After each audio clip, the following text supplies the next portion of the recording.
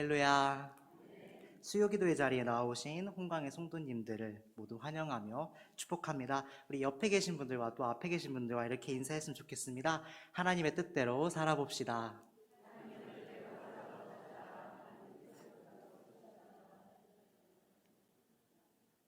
오늘 이 예배를 통하여 주님이 주시는 말씀을 결단하는 우리 모두가 되기를 소망합니다. 옛날에 한 왕이 장님들을 모아놓고 코끼리를 만져보게 한 뒤에 코끼리가 어떻게 생겼는지 묘사해보라고 하였습니다. 장님들이 코끼리를 만져보고 왕에게 이러쿵저러쿵 설명을 했는데요. 먼저 코끼리의 커다란 상아를 만져본 장님이 왕에게 이렇게 묘사합니다. 제가 만져보니까 크고 단단한 무처럼 생겼습니다 라고 이야기를 합니다. 그러자 옆에서 귀를 만져본 다른 장님이 고개를 돌리면서 그것보다는 곡식을 까부는 키처럼 생겼습니다 라고 말하는 겁니다. 또 코끼리의 기다란 코를 만져본 장님은 기다란 절구공이 같이 생겼습니다 라고 말했습니다. 또 옆에 있던 사람은 아니 그것보다는 널찍한 등짝을 만져본 사람이 또 말을 합니다. 그것보다는 평상처럼 생겼습니다 라고 이야기를 하는 겁니다. 또 둥그런 배를 만져본 사람은 뭐라 했냐면 제가 만져보니까 장독같이 생겼는데요 라고 이야기를 하는 겁니다. 또 마지막으로 기다란 꼬리를 만져본 장님은 기다란 줄같이 생겼습니다 라고 말을 하는 겁니다. 과연 이들 중에서 코끼리를 정확하게 묘사한 장님은 과연 누구일까요? 정답은 아무도 없습니다입니다. 왜 그럴까요? 장님들은 코끼리의 전체를 알지 못하고 부분적인 것을 만지고 또 그것을 자기가 만진 것만을 판단하고 그것만을 말했기 때문이었습니다. 많은 사람들이 자기가 아는 기준으로 모든 것들을 판단합니다. 이것이 세상에 많은 갈등이나 아픔 그리고 괴로움을 가져올 때도 참 많습니다. 자기와 다른 것을 인정하기보다는 자신의 생각과 관점이 다른 것을 틀리다고 판단해버리고 비난하는 데서 나오는 경우가 참 많습니다. 가인이 아벨을 죽일 때도 마찬가지였습니다. 하나님께서 가인에게 깨달음을 주셨음에도 불구하고 가인은 자기의 생각에 사로잡혀서 결국 아벨을 죽이고 맙니다. 이뿐만이 아닙니다. 사울이 다윗을 죽이려고 한 것도 다윗과 상관없이 자기의 생각대로 판단하고 행하여서 다윗을 죽이려고 하였습니다. 결국 잘못된 자기의 생각이 죄를 낳게 되는 것입니다. 이렇게 자기 생각대로 행동하여 큰 죄악을 저지르는 경우가 사람과 사람 사이에만 있는 것은 아닙니다. 바로 사람의 생각 때문에 하나님의 생각, 즉 하나님의 뜻을 외면함으로 큰 고난에 빠질 때가 많이 있다는 것입니다. 바로 오늘 본문에 등장하는 요나의 경우가 그런 경우입니다. 요나는 구약 북이스라엘 왕국 출신으로 BC 8세기에 활동했던 선지자였습니다.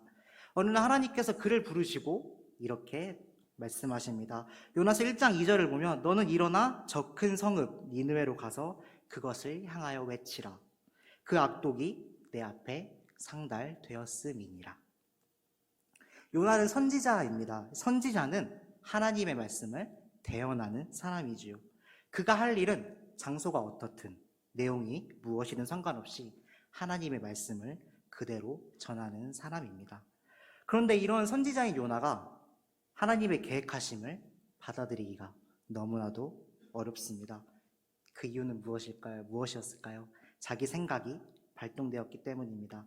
요나가 생각했던 것은 하나님의 뜻과 완전히 달랐습니다. 니느웨는 그 당시 이스라엘의 적대국이었던 아수르 제국의 수도입니다. 게다가 이스라엘을 괴롭히며 무리하게 조공을 시키는 등 악명이 높았던 나라였습니다. 나훔 3장 1절을 보면 니느웨를 가리켜 피의 성이라고 부르고 있는데 그것만 봐도 얼마나 잔인하고 무서운 곳인지 우리는 알 수 있습니다. 요나는 이런 나라에 가는 게 너무나도 싫었습니다. 그래서 하나님의 뜻을 이해하지 못합니다. 아니 왜 하나님께서는 많고 많은 곳 중에 하필 니느웨로 가라고 하신 것일까? 하나님도 인정하셨는데 하나님도 인정한 이 악독한 그들을 다시 한번 기회를 주신다니, 그리고 당연히 당장이라도 심판받게 해야 할 이 나라에게 회개의 기회를 주어서 다시 이들을 살리신다고? 안 돼. 이것은 있을 수 없는 일이야. 말도 안 돼. 라며 요나는 생각을 하게 됩니다. 또 한편으로는 무섭고 두렵기도 하였을 것입니다. 만약 그곳에 가서 하나님의 말씀을 전한다고 하였을 때 좋은 소식도 아니고 나쁜 소식을, 심지어 악이 가득한 사람들에게 니들이 얼마나 악한지 하나님께서 아신다니까 빨리 회개해. 회개하지 않으면 너희들은 망한다고 하나님께서 말씀하셨어 라고 그 사람들한테 말할 때 그 사람들이 그것을 거부하고 자신을 핍박하여 자신을 죽이면 어떡하지라는 괴로움과 막막한 심정도 요나는 생각이 들었을 것입니다. 이처럼 요나는 자기의 뜻과 자기의 생각으로 하나님을 생각하고 하나님을 판단하였습니다. 하지만 하나님은 모든 민족이 회개하고 돌아와서 구원받기를 원하시는 자비의 하나님이셨습니다. 결국 요나는 선택을 하게 됩니다. 어떤 선택을 할까요? 하나님의 뜻이 아닌 자기의 뜻대로 선택을 해버립니다. 바로 도망을 가게 돼버리죠. 요나서 1장 3절을 보면 그러나 요나가 여호와의 얼굴을 피하려고 일어나 다시스로 도망하려 하여 욥바로 내려갔더니 마침 다시스로 가는 배를 만난지라. 여호와의 얼굴을 피하여 그들과 함께 다시스로 가려고 뱃삭을 주고 배에 올랐더라 라고 기록되어 있습니다. 니느웨는 지금의 이라크 북부에 위치하고 있고 다시스는 지금의 스페인 남부 지브롤터 해안에 위치하고 있습니다. 완전히 정반대의 방향에 있죠. 그런데 이렇게 정반대의 방향으로 요나는 아주 멀리 도망갈 계획을 세우고 있었던 것이었습니다. 마침 또 욥바 항구로 갔는데 배가 있습니다. 어떤 배가 있었을까요? 다시스로 가는 배가 있었습니다. 얼마나 반가웠을까요? 그게 고난의 시작인 줄도 모르고 요나는 그 배에 올라타버립니다. 그리고 아마 그는 이렇게 생각했을 겁니다. 역시 내가 가는 길에 어려움도 없지. 하나님께서 이제 나를 어떻게 하시지도 못할 거야 라는 생각도 아마 같이 했을 것입니다. 그러나 이러한 요나를 통해 더 정확하게 말하자면 하나님의 뜻을 버리고 자기의 뜻대로 행하는 자들을 하나님은 그냥 두고만 보고 계셨을까요? 절대 아닙니다. 하나님의 작업이 들어가게 됩니다. 요나에게 주신 사명을 취소하지 않으시며 광풍으로 그를 추격하십니다. 1장 4절을 보면 여호와께서 큰 바람을 바다 위에 내리심에 바다 가운데에 큰 폭풍이 일어나 배가 거의 깨지게 된지라. 그리고 성경은 그때의 상황을 이렇게 자세히 증거하고 있습니다. 또 5절을 보면 사공들이 두려워하여 각각 자기의 신을 부르고 또 배를 가볍게 하려고 그 가운데 물건들을 바다에 던지니라. 그러나 요나는 배 위층에 내려가서 누워 깊이 잠이 든지라. 사공들은 각각 자기 신을 부르고 또 물건을 바다에 던지며 난리 법석을 피웁니다. 하지만 그 와중에 아주 평온했던 사람 한 명 있었습니다. 바로 요나죠. 요나는 심지어 배 위층에서 잠을 자고 있었습니다. 다들 위험을 감지하고 온갖 방법을 동원해보는 그 순간에도 요나는 깊이 잠들어 있었습니다. 혼자만 현실을 직시하지 못하는 어리석은 자였지요. 이때 보다 못한 선장이 마침내 그를 깨우러 옵니다. 여기서 우리는 귀한 깨달음을 갖게 됩니다. 하나님의 뜻을 저버리고 자기 뜻대로 행한 사람은 그 배 안에 오직 요나 한 사람이었습니다. 하지만 그 한 사람 때문에 배 안에 있는 모든 사람은 큰 폭풍의 피해를 고스란히 받고 있었습니다. 어느 정도인가 하면 배가 거의 깨지게 될 정도였습니다. 생명의 위협을 느낄 만큼이었습니다. 그리고 또한 그들은 자신이 가진 물건들을 다 바다에 던져버리게 됩니다. 요나 한 사람으로 인해 자신들이 가장 소중히 여기는 물건들을 다 잃게 되는 순간이었습니다. 우리는 공동체 안에 살아갑니다. 특히 하나님 나라를 소유한 하나님의 자녀된 우리는 하나님 나라를 향하는 가족 공동체로서의 배, 또 교회 공동체로서의 배로 우리는 향해하고 있습니다. 혹시 그 향해하고 있는데 큰 폭풍 중 우리가 위기를 맞았다면 그 이유는 바로 나 때문이 아닐지 다시 한번 되돌아봐야 할 것입니다. 이런 위기 속에서 요나가 자신을 보게 됩니다. 9절을 보면 나는 천지를 창조하신 하나님을 경외하는 자입니다라고 고백을 합니다. 그리고 이런 상황의 원인을 10절을 통해서도 이야기합니다. 자기가 여호와의 얼굴을 피함인 줄을 그들에게 말하였으므로. 그러니 이렇게 되면 해결할 것이라고 12절을 통해 이야기합니다. 그가 대답하되 나를 들어 바다에 던지라. 그리하면 바다가 너희를 위하여 잔잔하리라. 너희가 이 큰 폭풍을 만난 것이 나 때문인 줄을 내가 아노라 하니라. 사공들은 오히려 하나님께 기도하고 하나님을 순종합니다. 그 결과 고난의 상황이 종료가 됩니다. 15절을 보면 요나를 들어 바다에 던짐에 바다가 뛰노는 것이 곧 그친지라. 불순종한 요나, 하지만 하나님은 그런 요나를 그냥 두고만 보시지 않으셨습니다. 오직 요나를 위해서 준비하신 하나님이십니다. 17절을 보면 여호와께서 이미 큰 물고기를 예비하사 요나를 삼키게 하셨으므로 요나가 밤낮 3일을 물고기 뱃속에 있느니라. 요나가 이 모든 원인이 자신임을 깨닫게 되고 고백할 때에는 이미 자신의 뜻을 포기한 모습입니다. 나의 생각은 버리고 오직 하나님의 뜻대로 하겠습니다. 폭풍의 성난 바다에 던져질 각오가 되어 있습니다. 이 믿음의 확신과 고백 위에 하나님은 오직 요나를 위해서 모든 것들을 준비하셨습니다. 이 준비하심은 아브라함을 통해서도 확인할 수 있습니다. 창세기 22장을 보면 아브라함을 하나님께서 부르십니다. 그리고 하신 말씀이 22장 2절을 보면 여호와께서 이르시되 내 아들 내 사랑하는 독자 이삭을 데리고 모리아 땅으로 가서 내가 내게 일러준 한 산 거기서 그를 번제로 드리라 라고 아브라함에게 말씀하십니다. 아브라함은 이삭을 100세에 겨우 낳게 됩니다. 이 100세에 겨우 낳은 아들을 하나님께서는 달라고 하십니다. 그것도 죽여서 말이죠. 그 명령을 받는 순간 아브라함의 기분, 아브라함의 상황은 어땠을까요? 아주 눈앞이 캄캄했을 것입니다.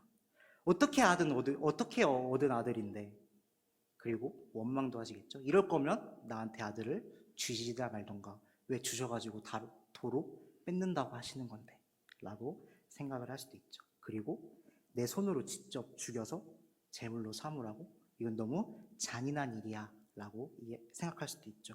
인간적인 생각으로는 이 상황을 쉽게 받아들일 수 없는 상황인 것입니다. 그런데 아브라함은 그 아들 이삭을 하나님의 말씀대로 순종하기로 결정합니다. 그 이유가 무엇이었을까요? 자기 생각, 자기 뜻이 아닌 오직 하나님의 생각, 하나님의 뜻으로 마음을 집중했기 때문입니다. 아들 이삭이 제사를 드리는데 보니까 예전과 좀 다릅니다. 그래서 가장 중요한 제물이 없는 것을 확인했습니다. 그리고 아버지에게 이렇게 묻습니다. 아버지, 불과 나무는 있는데 번제 드릴 어린 양은 왜 준비를 안 하셨나요? 이때 아브라함이 대답합니다. 아브라함이 이르되 내 아들아, 번제할 어린 양은 하나님이 자기를 위하여 친히 준비하시리라 하고.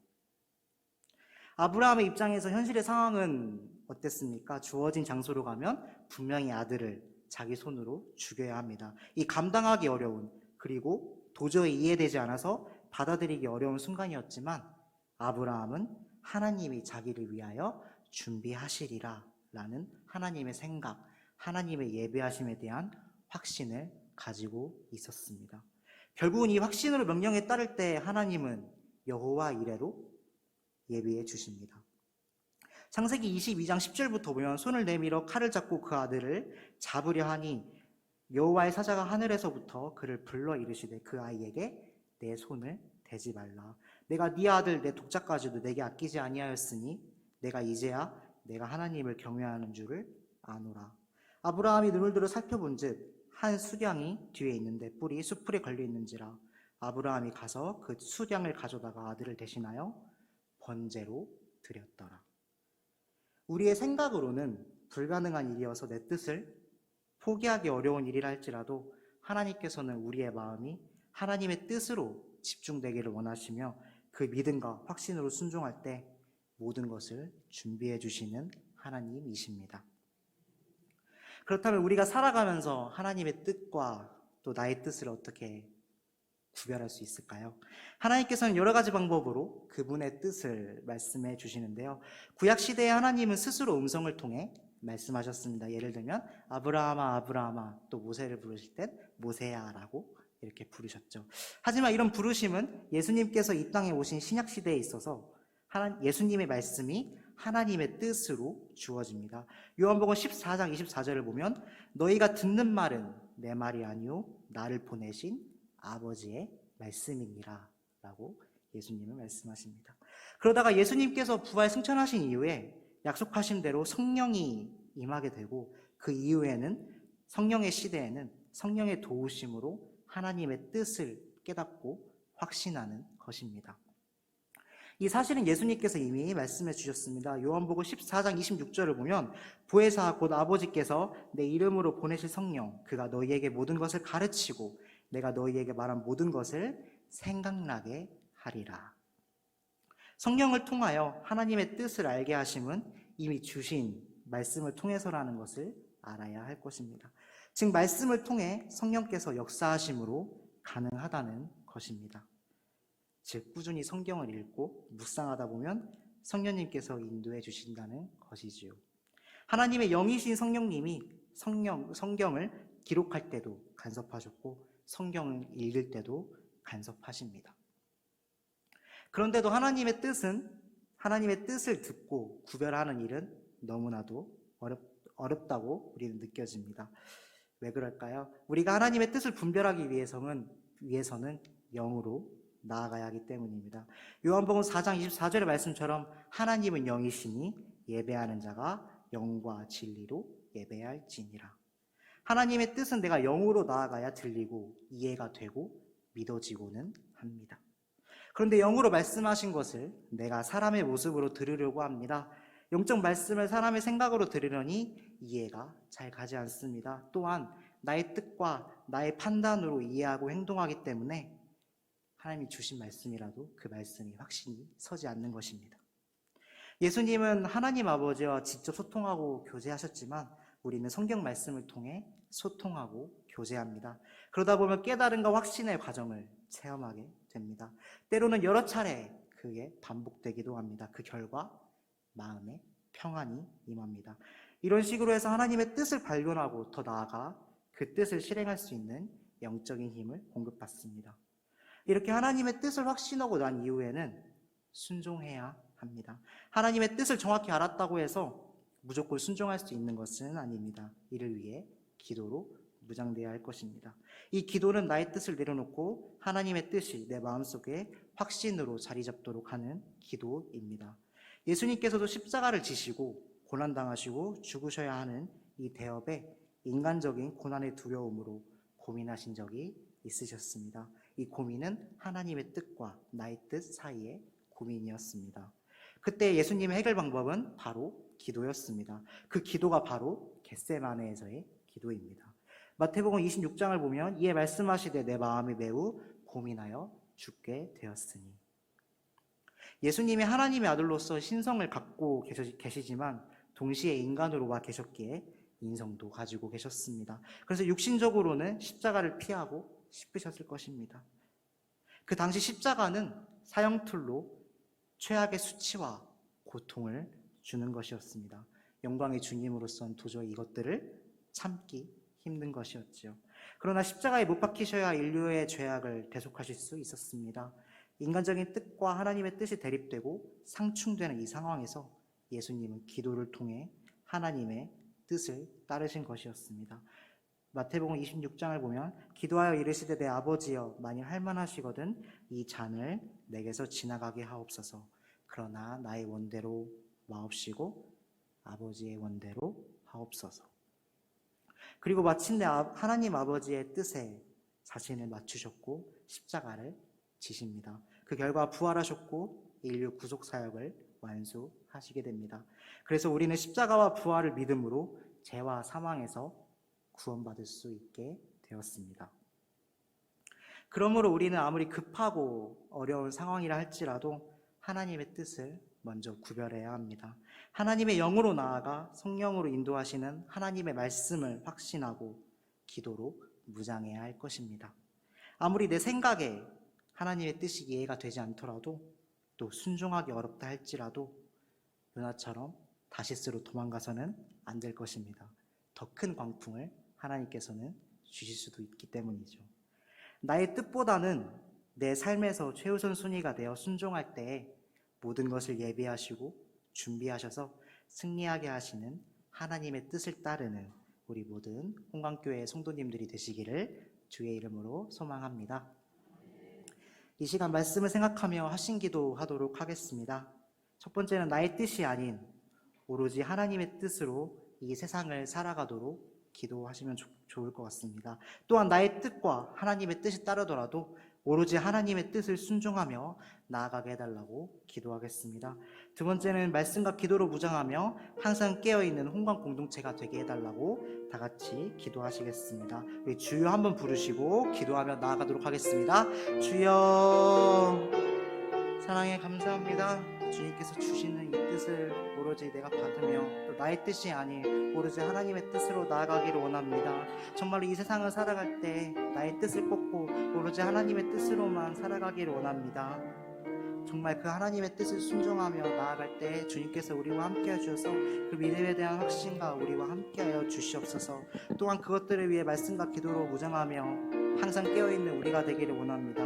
주님의 말씀을 항상 깨달으며 오로지 주님의 기도로 나아갈 수 있는 우리 모두가 되게 하여 주시옵소서. 이 모든 말씀 우리 주 예수 그리스도의 이름으로 기도드립니다. 아멘.